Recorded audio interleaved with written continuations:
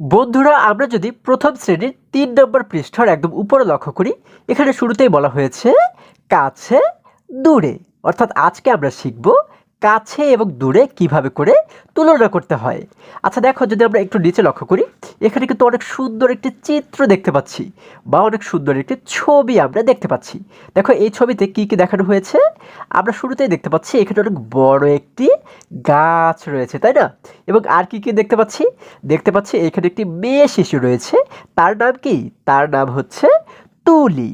এবং এইখানে যে ছেলে শিশুটিকে দেখতে পাচ্ছি তার নাম হচ্ছে রাফি। আমরা কিন্তু তুলি এবং রাফি সম্পর্কে এর আগেও জেনেছি, তোমাদের তো নিশ্চয়ই এটি মনে আছে। আচ্ছা, এবারে যদি তোমাদেরকে এই চিত্র থেকে আমি একটি প্রশ্ন করি, প্রশ্নটি হচ্ছে এই গাছ থেকে তুলি এবং রাফি এই দুজনের মধ্যে কে কাছে আছে এবং কে দূরে রয়েছে? তোমরা কি এটির সঠিক উত্তর বলতে পারবে? হ্যাঁ, তোমরা ঠিকই ধরেছ। আমরা দেখতে পাচ্ছি এই গাছ থেকে তুলি সে কাছে আছে এবং রাফি দূরে আছে, তাই না? দেখো এইভাবে করেই কিন্তু আমরা কাছে এবং দূরে তুলনা করতে পারি। আচ্ছা এখন দেখো, আমরা যদি একটু নিচে লক্ষ্য করি, এখানে কিন্তু আমরা দুটি দেখো দুটি লাইন আমরা দেখতে পাচ্ছি, তাই না? এখানে বলা হয়েছে গাছ থেকে কাছে এবং এখানে আমাদের এই তীর দ্বারা দেখানো হয়েছে গাছ থেকে দূরে। তাহলে গাছ থেকে কাছে রয়েছে কে? কাছে রয়েছে যেহেতু তুলি, যার কারণে আমরা এখানে লিখেছি তুলি। দেখো তোমরা কিন্তু এখানে লিখে দেবে তুলি, তুলি কাছে।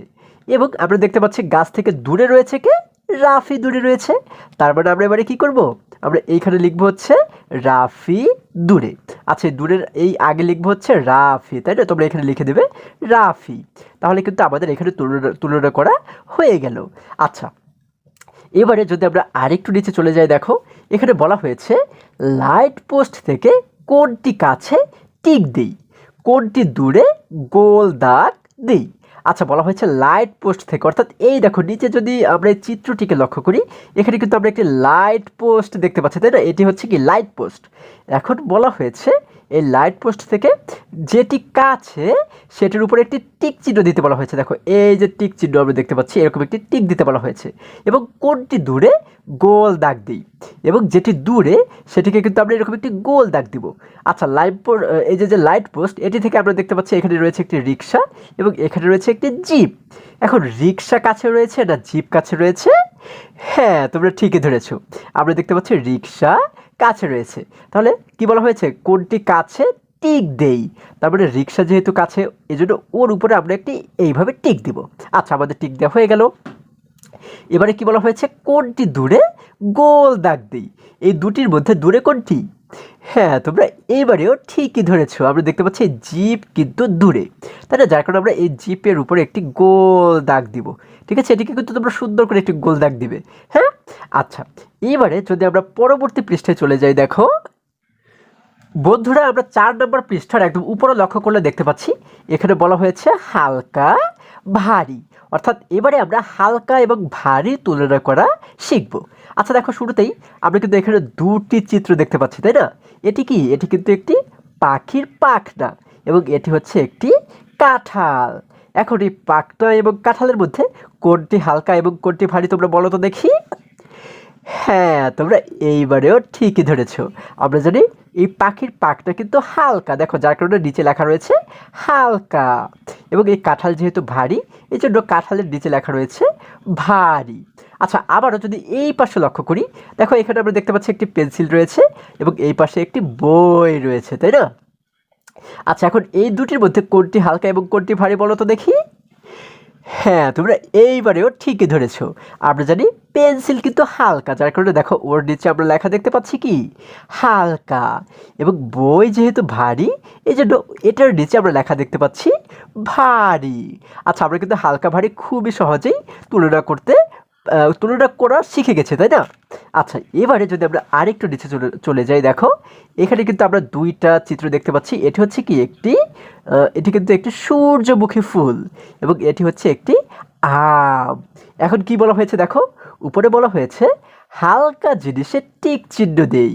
অর্থাৎ এই দুটির মধ্যে যেটি হালকা, আমাদের কিন্তু বলা হয়েছে হালকা, যেটি হালকা সেটির উপরে আমাদের একটি টিক চিহ্ন দিতে বলা হয়েছে। এখন তোমরা বলো তো দেখি, সূর্যমুখী ফুল হালকা নাকি আম হালকা? আমরা জানি এই দুটির মধ্যে কিন্তু সূর্যমুখী ফুল হালকা, যার কারণে আমরা কি করব, ওর উপরে একটি টিক চিহ্ন দিয়ে দেব। আচ্ছা, আমরা একটি টিক চিহ্ন দিয়ে দিলাম।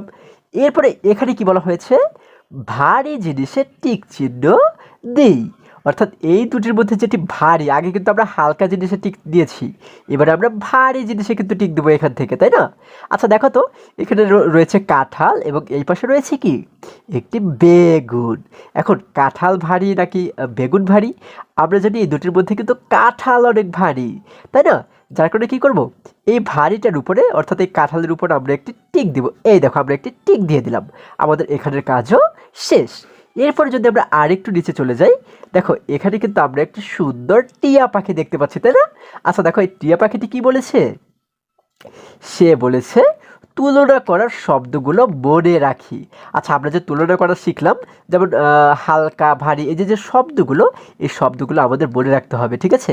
হালকা ভারী, ছোট বড়, কাছে দূরে, এই যে যে শব্দগুলো, এগুলো আমাদের মনে রাখার কথা বলা হয়েছে। আচ্ছা, এবারে দেখো আমাদের এখানে কি বলা হয়েছে। দেখো আমরা এখানে একটি বাটি দেখতে পাচ্ছি, এখানে একটি বাটি দেখতে পাচ্ছি এবং দুই বাটিতেই কিছু ধান বা চাল কিন্তু আমরা দেখতে পাচ্ছি, তাই না? আচ্ছা দেখো, এর ভিতরে আমরা দেখতে পাচ্ছি কোনটাই বেশি এবং কোনটাই কম। এইটাই কিন্তু রয়েছে কম, তাই না? এবং এটাই রয়েছে বেশি, এই জন্য এটার নিচে লেখা রয়েছে কম, এটার নিচে লেখা রয়েছে বেশি। এরপরে দেখো এখানে দুটি গাড়ি আমরা দেখতে পাচ্ছি, এই দুটির মধ্যে একটি বড় একটি ছোট, তাই না? কোনটি বড়?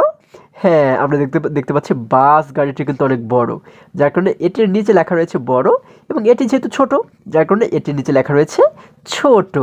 আচ্ছা, এরপর যদি এই নিচে লক্ষ্য করি, দেখো এখানে কিন্তু আমরা একটি পেন্সিল দেখতে পাচ্ছি, এখানে আরও একটি পেন্সিল দেখতে পাচ্ছি। এখন আমরা এই দুটিকে কীভাবে করে তুলনা করব? আমরা যদি তোমরা একটু লক্ষ্য করে দেখো, এই দুটির মধ্যে কোনটি লম্বা এবং কোনটি খাটো। হ্যাঁ, আমরা দেখতে পাচ্ছি কি, এই পেন্সিলটি কিন্তু খাটো, তাই না? অর্থাৎ যেটির সাইজে ছোট হয় সেটিকে কিন্তু বলা হয় খাটো, এবং এটি কিন্তু লম্বায় বড়, তাই না? অর্থাৎ এটিকে কিন্তু আমরা বলতে পারি লম্বা, এটিকে বলতে পারি খাটো, এটিকে বলতে পারি লম্বা। আচ্ছা, এরপরে এইখানে যে চিত্রটি দেখতে পাচ্ছি, এটি কিন্তু আমরা এর আগেও দেখেছি, তাই না? এই দেখো, এই গাছ থেকে একজনে কিন্তু কাছে রয়েছে, একজনে দূরে রয়েছে, তাহলে এটিকে আমরা কি বলতে পারি, কাছে দূরে। এরপরে দেখো এখানে একটি পাখনা দেখতে পাচ্ছি এবং এখানে একটি ফুটবল দেখতে পাচ্ছি, তাহলে এই দুটিকে আমরা কিভাবে করে তুলনা করতে পারি? আমরা এটিকে বলতে পারি হালকা, এটিকে বলতে পারি ভারী। তাহলে দেখো, এখন এই শব্দগুলো কিন্তু আমাদের মনে রাখতে বলা হয়েছে, তাই না? আচ্ছা, আশা করি সকলেই বুঝতে পেরেছো। এবারে যদি আমরা আরেকটু নিচে লক্ষ্য করি, এখানে দেখো আমরা কিন্তু আবারও তুলিকে দেখতে পাচ্ছি, তাই না? তুলি কি বলেছে, সে বলেছে এসো আমরা তুলনা করার শব্দগুলো ব্যবহার করে নিকট পরিবেশের বিভিন্ন জিনিসের মধ্যে তুলনা করি। অর্থাৎ এই যে যে তুলনা করার বিভিন্ন শব্দ আমরা শিখলাম, কাছে দূরে, খাটো লম্বা, হালকা ভারী, এই শব্দগুলোকে ব্যবহার করে আমাদের আশপাশে যে সমস্ত জিনিসগুলো রয়েছে সেগুলোকে তুলনা করার কথা বলা হয়েছে। এটি হচ্ছে তোমাদের কাজ, ঠিক আছে? তোমাদের আশপাশে যে জিনিসগুলো রয়েছে সেখান থেকে কোনটা ছোট, কোনটা বড়, তারপর হচ্ছে কোনটা কম, কোনটা বেশি, তারপর কোনটা হালকা, কোনটা ভারী, এগুলো কিন্তু তোমরা নিজেরা তুলনা করবে। হ্যাঁ, এটি হচ্ছে তোমাদের কাজ। বন্ধুরা, আশা করি আজকের প্রত্যেকটি অঙ্ক তোমরা খুবই সুন্দরভাবে এবং খুবই মজায় শিখতে পেরেছো। আজকে আমাদের এই পর্যন্তই, আবারও দেখা হবে পরবর্তী ভিডিওতে। আর হ্যাঁ, তোমরা যদি আমার চ্যানেলে নতুন হয়ে থাকো তাহলে এখনই চ্যানেলটি সাবস্ক্রাইব করে পাশে থাকো, যেন আমার যে কোনো ভিডিও আপলোড করার সাথে সাথে খুব সহজেই তোমরা সেটি পেতে পারো। সকলে ভালো থাকো, সুস্থ সবল থাকো, এই কামনা করে শেষ করছি। ধন্যবাদ সকলকে।